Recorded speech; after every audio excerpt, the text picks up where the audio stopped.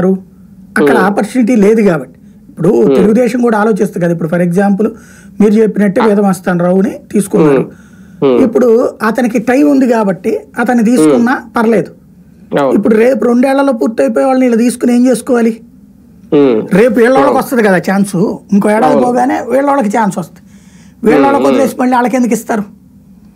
ఇప్పుడు ఉన్నటువంటి వాళ్ళలో విజయసాయి రెడ్డి, అయోధ్య రామిరెడ్డి, మేడ, తర్వాత ఆర్ కృష్ణయ్య, వీళ్ళెవరు వెళ్ళమని చెప్పేశారు కష్టపడి. అందుకనే వాళ్ళు ఎవరైతే వెళ్ళట్లేదు 7 దాకా వెళ్ళట్లా. ఇప్పుడున్న దాంట్లో ఒక్క ఆయన ఎవరు, మీ గోదావరి జిల్లా ఆయన ఉన్నారు గొల్లబాబు, ఆయన ఒక్కడే కొద్ది ఊగాడు.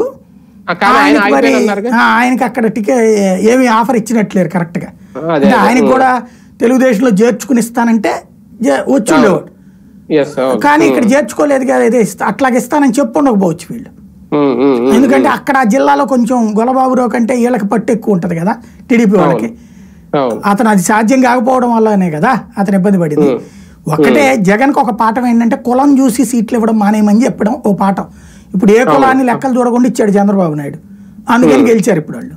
అదే తేడా సార్. ఇందులో ఒకటి ఓవరాల్ గా చూస్తే ఓకే, నిజంగా ఒక మాజీ మంత్రి అలా ఆఫర్ ఇచ్చారా పోతుల సునీతకి ఏంటి అనేది పక్కన పెడితే, వైసీపీ నుంచి రాజీనామా చేస్తున్న వాళ్ళ